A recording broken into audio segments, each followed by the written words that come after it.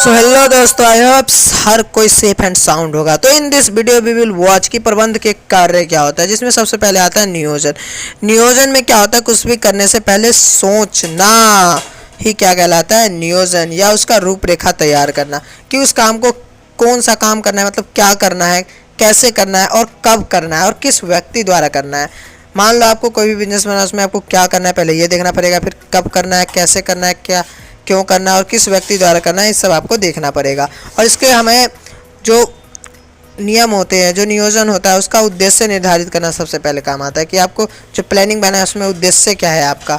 फिर आधार विकसित करना, फिर उस प्लानिंग को पूरा करने के लिए आपको बेसिक चीज़ को विकसित करना पड़ेगा। फिर वैकल्पिक कार्यवाहियों की पहचान करना कि उसके कितने सारे उस काम को करने के विकल्प हो सकते हैं, और उसका फिर मूल्यांकन करना कि कौन सा कम खर्चे में हो रहा है, कौन सा ज़्यादा खर्चे में, कौन सा विकल्प कम, कौन सा विकल्प ज़्यादा खर्चे में हो रहा है पूरा।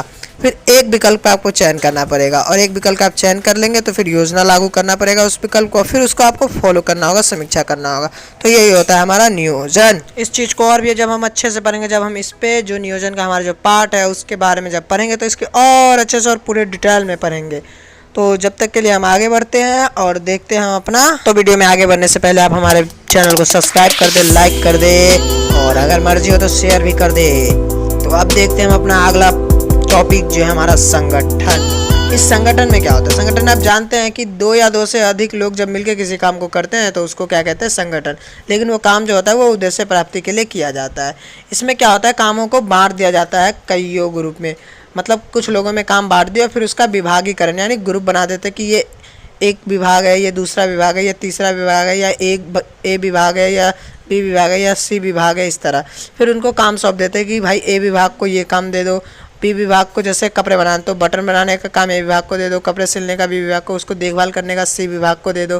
फिर सूचना प्रेषित करने के संबंध स्थापित करना है, मतलब वो एक दूसरे से बात भी कर सके एक विभाग से दूसरे विभाग तक।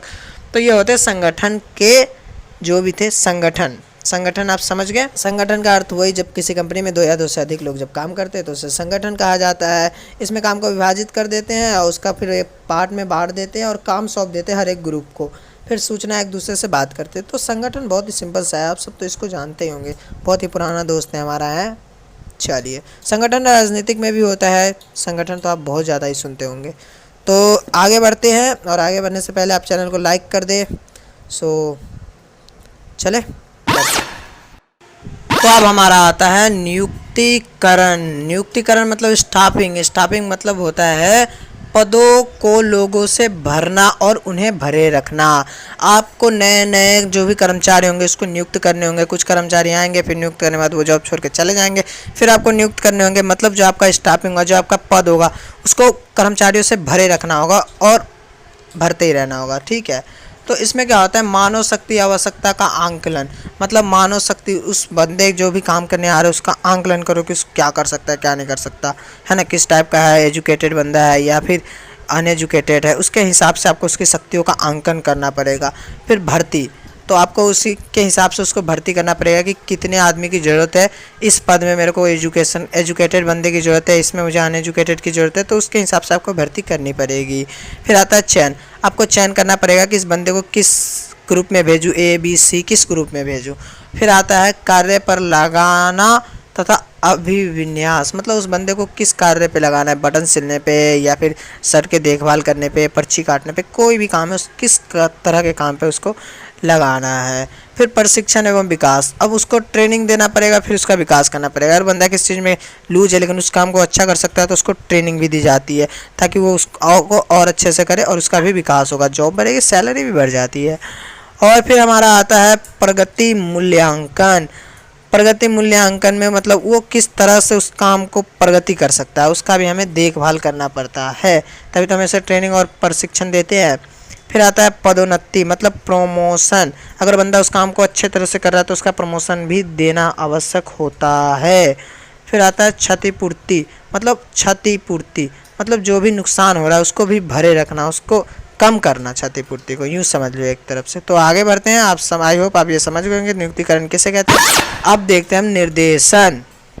तो निर्देशन में क्या होता है, जो मानव संसाधन होते हैं, मानव संसाधन मतलब जैसे डॉक्टर हो गया, वो जब उसके हाथ में कला हो जाए ना तो वो मानव संसाधन हो जाता है। तो उसको निर्देश देना, उसका मार्गदर्शन करना ही, या उससे बातचीत करना है, या उसे मोटिवेट करना, ये सब क्या होता है, निर्देशन के अंग है। तो इसमें क्या क्या होता है वो देखते हैं। पहला है पर्यवेक्षण। पर्यवेक्षण क्या करते हैं कि उसके नीचे जो लोग काम कर रहे होते हैं उसको दिन प्रतिदिन काम की प्रगति की देखभाल करनी होती है। जो सुपरवाइजर होते हैं उसको काम की देखभाल करनी होती है कि अपने जो नीचे उनके कर्मचारी है, अधीनस्थ है, वो किस तरह से काम कर रहे हैं, और उसका फिर मार्गदर्शन करना होता है। फिर दूसरा आता है संदेश वाहन, मतलब कम्युनिकेशन, बातचीत करना है ना, एक विचार को दूसरे विचार तक पहुंचाना है ना, एक व्यक्ति से दूसरे व्यक्ति तक उसके जो संदेश है उसको समझ के उसको दूसरे व्यक्ति तक पहुंचाना ही संदेशवाहन कहलाता है। अब आता है हमारा नेतृत्व यानी लीडरशिप। लीडरशिप एक ऐसा गुण होता है जिसके अंदर जो भी मैनेजर है वो अपने नीचे काम कर रहे कर्मचारियों के अंदर विश्वास पैदा कर सकता है, उसे उत्साह कर सकता है।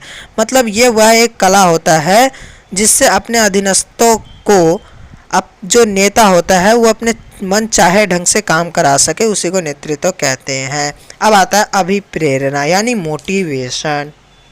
इसका मतलब होता है जो कंपनी का, जो संगठन का उद्देश्य है उसको प्राप्त करने के लिए जो लोग होते हैं, जो वहाँ पे काम कर रहे कर्मचारी होते हैं, उसके अंदर मोटिवेट करना, उसको उत्तेजित पैदा करना उसके अंदर, ताकि वो अपने उद्देश्य को सही ढंग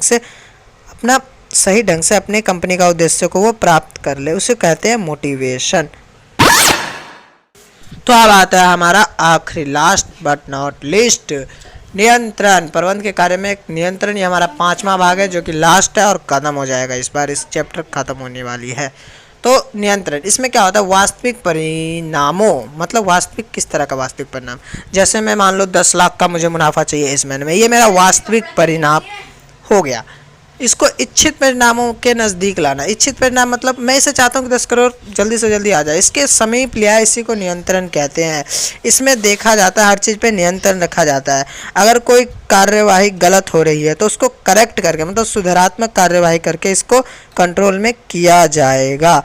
तो ये इसे कहते हैं नियंत्रण। पूरा जो भी मैं चाहता हूँ उसको जल्दी से जल्दी मेरे इच्छा के समीप लिया, इसी को नियंत्रण कहा जाता है। ख़त्म। इसके बाद हमारा एक और पार्ट पड़ेगा जो बनेगा, जो समन्वय पे होगा, और इसके बाद हमारा ये पहला चैप्टर ख़त्म हो जाएगा। So be safe and sounds if you enjoy this video. So